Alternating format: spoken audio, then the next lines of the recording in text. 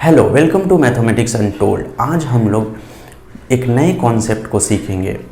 आज हम लोग सीखेंगे कि किस तरह से किसी भी फंक्शन का मैक्सिमम और मिनिमम वैल्यू कैसे निकाला जाता है। ठीक है, तो हम लोग पहले उसके थ्योरी पार्ट के रूल को समझते हैं कि किसी भी फंक्शन के मैक्सिमम और मिनिमम वैल्यू कैसे निकाला जाता है। ठीक है, जब हमें कोई भी फंक्शन का मैक्सिमम या मिनिमम वैल्यू निकालने के लिए कहा जाता है तो हम लोग किस तरह के रूल को फॉलो करते हैं।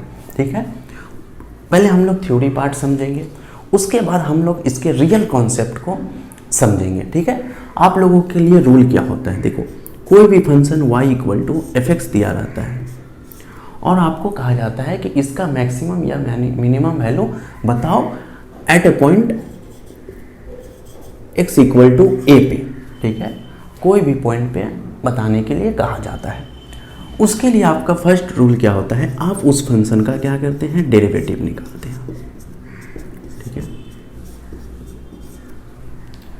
डेरिवेटिव निकालने के बाद आप क्या करते हैं, डेरिवेटिव को जीरो करते हैं। ठीक है, मतलब ये है कि आप जो स्लोप निकाले हैं उसको आप जीरो करते हैं।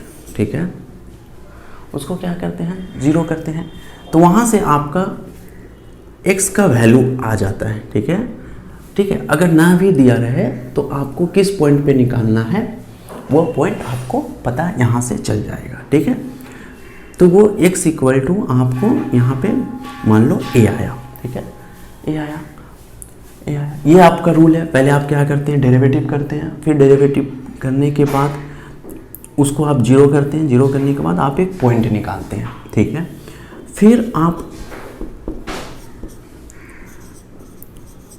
सेकेंड डेरिवेटिव करते हैं।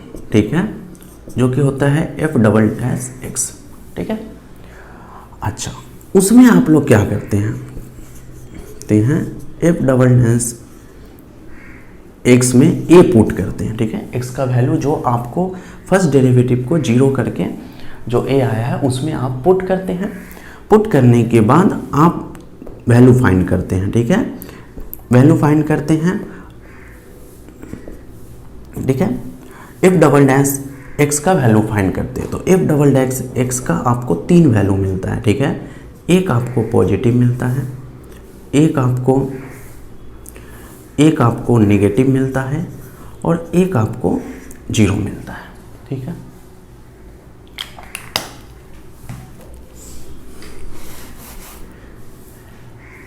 एक आपको पॉजिटिव मिलता है, एक आपको नेगेटिव मिलता है और एक आपको जीरो मिलता है। तीन वैल्यू मिलता है। ठीक है, तीन वैल्यू मिलता है, तो आपको पॉजिटिव होता है तो आप बोलते हैं कि फंक्शन का वैल्यू मैक्सिमम होगा एट x = a पे। निगेटिव होता है तो आप बोलते हैं फंक्शन का वैल्यू मिनिमम होगा एट x = a पे। ठीक है, और अगर जीरो होता है तो आप बोलते हैं कि ना तो फंक्शन का वैल्यू ना तो मिनिमम होगा और ना तो मैक्सिमम होगा, ना तो मैक्सिमम होगा और ना तो मिनिमम होगा। ठीक है, ये क्या है आपका, यह क्या है आपका रूल है। ठीक है, तो इस चीज़ को हम लोग अब डिटेल्स में समझेंगे कि हम लोग क्यों किसी फंक्शन का डेरिवेटिव निकालते हैं, क्यों किसी फंक्शन के डेरिवेटिव को जीरो करते हैं और क्यों हम लोग सेकेंड डेरिवेटिव निकालते हैं और क्यों हम लोग सेकेंड डेरिवेटिव में जब हम उस फंक्शन का वैल्यू a पुट करते हैं तो पॉजिटिव, अगर डबल डेरिवेटिव पॉजिटिव आता है तो क्यों हम लोग बोलते हैं कि वो फंक्शन मैक्सिमम होगा एट x = a पे और क्यों निगेटिव होगा एट x = a पे, क्यों मिनिमम होगा एट x = a पे, और अगर डबल डेरिवेटिव का वैल्यू जीरो आता है तो हम लोग क्यों बोलते हैं कि ना तो फंक्शन का मैक्सिमम वैल्यू होगा और ना तो मिनिमम वैल्यू होगा एट x = a पे। तब हम लोग x = a को हम लोग मतलब उस पॉइंट को हम लोग स्टेशनरी पॉइंट के बोलते हैं या फिर क्रिटिकल पॉइंट बोलते हैं। ठीक है, चलो अब हम लोग आगे देखते हैं। चलिए अब रियल कॉन्सेप्ट को समझते हैं। ठीक है, उसके लिए हम लोग क्या किए हैं, एक प्रॉब्लम लिखे हैं। प्रॉब्लम क्या है, फाइंड द मैक्सिमम और minimum value of sine x. ठीक है, या तो मैक्सिमम वैल्यू या मिनिमम वैल्यू बताओ कब, जब वेन एक्स का लिमिट दिया हुआ है। लिमिट क्या है, एक्स 0 से बड़ा है और पाई से छोटा है, 0 less than x less than pi. ठीक है, अब ये क्यों दिया हुआ है इसको समझते हैं। ठीक है, तो अब हमें साइन एक्स का मैक्सिमम या मिनिमम वैल्यू चाहिए। तो देखो ये एक साइन एक्स का ग्राफ है। ठीक है, अब ये साइन एक्स का ग्राफ है, इस ग्राफ में जो हाईएस्ट वैल्यू होगा, हाईएस्ट रेंज होगा उसको मैक्सिमम बोलते हैं, और जो लोएस्ट रेंज होगा उसको मिनिमम बोलते हैं। ठीक है, तो यहाँ पे देखो, यहाँ पे ये हाईएस्ट रेंज है, ये हाईएस्ट रेंज है, ये हाईएस्ट रेंज है। ठीक है, तो यहाँ पे बहुत सारा मैक्सिमम वैल्यू है। ठीक है, ये सब क्या है, कम है, लेकिन ये बराबर है, ये बराबर है, ये बराबर है। रेंज क्या है, बराबर है, मतलब वैल्यू जो है y का वैल्यू हर पॉइंट पे, हर डिफरेंट पॉइंट पे आपको सेम वैल्यू मिल रहा। ठीक है, तो इसलिए यहाँ पे बहुत सारा क्या है, मैक्सिमम वैल्यू है और बहुत सारा मिनिमम वैल्यू है। ये मैक्सिमम वैल्यू है, ये मैक्सिमम वैल्यू है, ये मिनिमम हुआ, ये मिनिमम हुआ।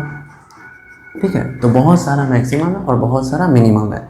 तो हमें अगर ये रेंज नहीं देता तो हम लोग कौन से पॉइंट पे या कितना मैक्सिमम वैल्यू निकालना है हम लोग निकाल नहीं पाते हमें। ठीक है, एक उसे क्वेश्चन में एक मैक्सिमम वैल्यू पूछा है इसलिए रेंज दे दिया। अगर मैक्सिमम नहीं पूछे, अगर एक नहीं पूछेगा तो हमें बोला जाएगा कि लोकल मैक्सिमम या फिर लोकल मिनिमम वैल्यू बताओ। ठीक है, तो बहुत सारा जब हम लोग मैक्सिमम और बहुत सारा जब हम लोग मिनिमम निकालते हैं तो हम लोग एक्चुअली लोकल मैक्सिमम और लोकल मिनिमम निकालते हैं। लेकिन यहाँ पे एक मैक्सिमम वैल्यू का बात किया गया है तो उसे हम लोग एब्सोल्यूट मैक्सिमम वैल्यू या फिर एब्सोल्यूट मिनिमम वैल्यू बोलते हैं। ठीक है, तो एक वैल्यू निकालने के लिए हमें रेंज दिया होना चाहिए। ठीक है, क्योंकि इस दो पॉइंट के बीच में एक मैक्सिमम वैल्यू होगा या फिर एक मिनिमम वैल्यू होगा, वो पता करना है हमें और कितना है वो भी बताना है। चलिए, तो उसके लिए हम लोग स्टार्ट करते हैं। देखो, हम लोगों को रूल हम लिखवाएं आपको, क्या होता है, जब कोई फंक्शन दिया रहता है उसका मैक्सिमम वैल्यू निकालने के लिए पहले हम लोग उसका डेरिवेटिव निकालते हैं। डेरिवेटिव निकालते हैं मतलब कि उसका स्लोप निकालते हैं। ठीक है, तो स्लोप का मतलब क्या हुआ कि हम लोग हर पॉइंट पे स्लोप निकालते हैं। इस पॉइंट पे भी स्लोप निकालते हैं, मिनिमम वैल्यू पे भी निकालते हैं, और जो बच गया पॉइंट, जितना बचा हुआ पॉइंट है सब पे स्लोप निकालें। तो स्लोप कितना हुआ, cos x हुआ। ठीक है, तो ये sin x का स्लोप का ग्राफ है cos x। ठीक है, तो इस पॉइंट पे देखिए ये cos x का ग्राफ है। अच्छा, तो इस तरह से हमने क्या किया, इस cos x निकाल लिया। अब जो है जिस पॉइंट पे मैक्सिमम हो रहा या जिस पॉइंट पे मिनिमम वैल्यू मिल रहा है उस पॉइंट पे हमें क्या हो रहा, स्लोप 0 है। स्लोप कितना है, 0 है। देखो, इस पॉइंट पे मैक्सिमम वैल्यू है तो इस पॉइंट पे स्लोप कितना है, 0 है। इसलिए हम लोग दूसरे स्टेप में क्या करते हैं, देखो इस पॉइंट पे मिनिमम वैल्यू है तो जहाँ जहाँ पे मैक्सिमम है, जहाँ जहाँ पे मिनिमम है वहाँ पे स्लोप 0 होता है। इसलिए हम लोग फर्स्ट डेरिवेटिव को क्या करते हैं, 0 के बराबर करते हैं। ठीक है, तो 0 के बराबर की तो cos x का वैल्यू कितना हो गया, 0 हो गया। ठीक है, देखो जहाँ पे स्लोप है, जहाँ पे मैक्सिमम स्लोप है वहाँ पे, जहाँ पे मैक्सिमम वैल्यू है वहाँ पे स्लोप 0 है, इसलिए हम लोग 0 की। अब हमें x का वैल्यू चाहिए कि किस पॉइंट पे स्लोप 0 हो रहा, उसके लिए हम लोग को रेंज दिया हुआ है। अगर रेंज नहीं दिया रहता तो हम लोग नहीं बता पाते कि किस पॉइंट पे स्लोप 0 हो रहा। उसके लिए हम लोग जनरल सॉल्यूशन का यूज करते हैं, क्योंकि cos x का ग्राफ देखो, ये cos x का ग्राफ है, इस पॉइंट पे cos x 0 हो रहा, इस पॉइंट पे 0 हो रहा, इस पॉइंट पे 0 हो रहा, इस पॉइंट पे 0 हो रहा, इस पॉइंट पे 0 हो रहा। ठीक है, मतलब बहुत सारे पॉइंट पे क्या हो रहा, cos x 0 हो रहा। ठीक है, तो लेकिन हमें इसलिए ये रेंज दे दिया। रेंज क्यों दिया, क्योंकि हमें इस रेंज के बीच में बताना है, 0 और पाई के बीच में बताना है। तो cos x 0 और पाई के बीच में कहाँ पे 0 हो रहा है, यहाँ पे 0 हो रहा है। ठीक है, तो इसलिए हम लोगों को जब रेंज पता है तो cos x जो है पाई बाई 2 पे ही 0 होगा। तो x का वैल्यू हमारा आया π/2। ठीक है, अब देखो, अब ये sin x है, इसकी स्लोप का ग्राफ है, जहाँ पे मैक्सिमम मिलेगा वहाँ पे, या जहाँ पे मिनिमम मिलेगा वहाँ पे स्लोप क्या होगा, 0 होगा। जैसे π/2 हमें पता चल गया कि π/2 पे क्या है, स्लोप 0 है। ठीक है, तो π/2 पे स्लोप 0 है। देखो π/2 पे स्लोप 0 है। तो फर्स्ट डेरिवेटिव का यूज हम लोग करते हैं कि कहाँ पे स्लोप 0 है। ठीक है, क्यों खोजते हैं कहाँ पे स्लोप 0 है, क्योंकि जहाँ पे स्लोप 0 है वहाँ पे या तो मैक्सिमम वैल्यू मिलेगा या तो फिर मिनिमम वैल्यू मिलेगा। ठीक है, ये हो गया स्लोप 0 करने के लिए, मतलब चेकिंग करने के लिए कि कहाँ पे हमको मैक्सिमम वैल्यू मिलेगा और कहाँ पे मिनिमम मिलेगा। चेकिंग फॉर मैक्सिमम और मिनिमम और मिनिमम वैल्यू। ठीक है, तो फर्स्ट ऑर्डर डेरिवेटिव का यूज करते हैं चेक करने के लिए। चेक किया कि कहाँ पे मैक्सिमम मिलेगा और कहाँ पे मिनिमम मिलेगा।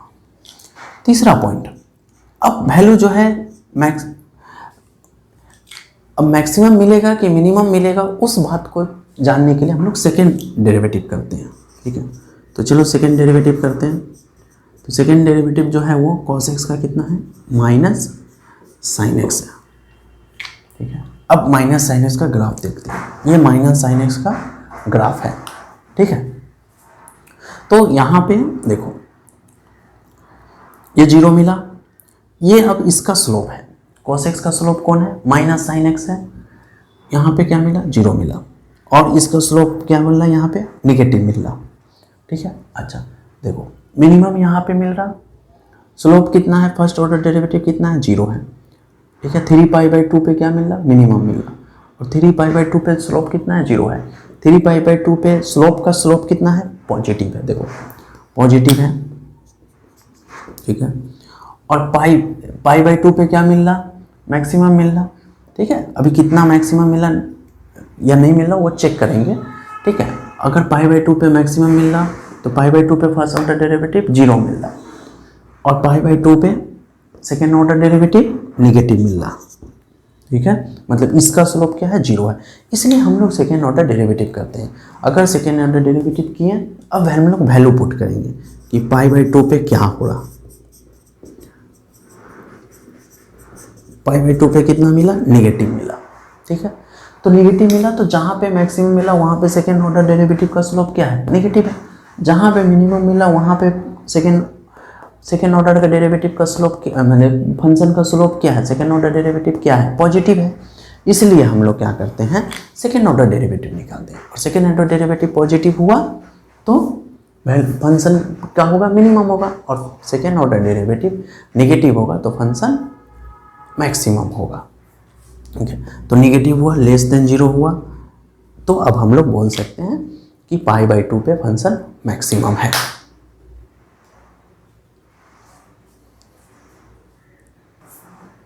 अच्छा, अब देख समझ में आया कि क्यों नेगेटिव होता है। ठीक है, अच्छा तो हम समझा पाए। देखो मैक्सिमम जहाँ पे हो रहा, फर्स्ट ऑर्डर डेरिवेटिव 0 हो रहा। ठीक है, तो इसलिए हम लोग फर्स्ट ऑर्डर डेरिवेटिव यूज करते हैं। फर्स्ट ऑर्डर डेरिवेटिव यूज करके स्लोप को क्या, और चेकिंग करने के लिए कहाँ पे कितना, मतलब चेकिंग करने के लिए हम लोग मैक्सिमम होगा या मिनिमम होगा, उसके लिए हम लोग सेकेंड ऑर्डर डेरिवेटिव करते हैं। इस तरह से आप लोगों को समझ में आया होगा कि क्यों फर्स्ट ऑर्डर डेरिवेटिव करते हैं और क्यों हम लोग सेकेंड ऑर्डर डेरिवेटिव करते हैं। ठीक है, और कितना होगा। ठीक है, मैक्सिमम जब हुआ π/2 पे तो कितना होगा, साइन एक्स है maximum value at x equal to π/2। ठीक है, तो हमें क्या करना है, ओरिजिनल फंक्शन जो दिया रहेगा उसमें डालना है y का π/2। तो साइन π/2 अगर हम लोग पुट करते हैं तो y का वैल्यू होगा 1। तो मैक्सिमम वैल्यू जो है वो कितना होगा, 1 होगा। और कब, जब x का रेंज दिया हुआ है 0 और पाई के बीच में। ठीक है, तो इस तरह से आप लोगों को समझ में आया होगा कि हम लोग क्यों फर्स्ट ऑर्डर और सेकेंड ऑर्डर डेरिवेटिव का यूज करते हैं मैक्सिमम और मिनिमम वैल्यू निकालने के लिए। ठीक है, आप लोगों को मेरा वीडियो अच्छा लगा है तो लाइक कीजिए और सब्सक्राइब कीजिए और ज़्यादा से ज़्यादा शेयर कीजिए। ठीक है, और कोई भी प्रॉब्लम हो तो कमेंट सेक्शन में हमसे पूछिए। ठीक है, हम आपको हेल्प करने के लिए रेडी हैं।